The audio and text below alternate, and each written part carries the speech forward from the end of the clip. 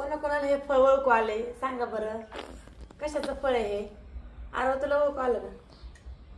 हा हे पहा, नारळ, छोटे नारळ. दाखव ना.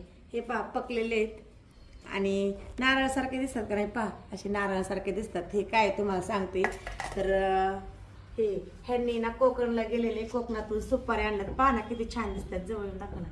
सेम टू सेम नारळासारखे. पहा त्याचे सेम नारळासारखंच बुंदा. हे आता हे पकलेले आहेत आणि हे पहा असे पकायला लागलेले.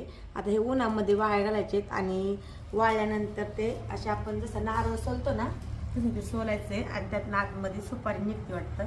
आता मला पण माहित नाही, पहिल्यांदाच आणले. हे पहा हे असं सोलायचं. तर उन्हात वाळवायचे वाटतं त्याला आणि सुकल्यानंतर निघते म्हणते. जे नारळाचं आपलं खोबरं कसं निघतं तसं.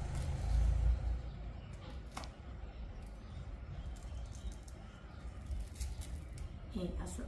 चला आता आपण नाही वाळ्या घालू. तुम्हाला मग वाळल्यानंतर त्यातली सुपारी कशी निघते ते दाखवेल वाळल्यानंतर. आता 2-3 दिवस वाळ्या घालणार आहे.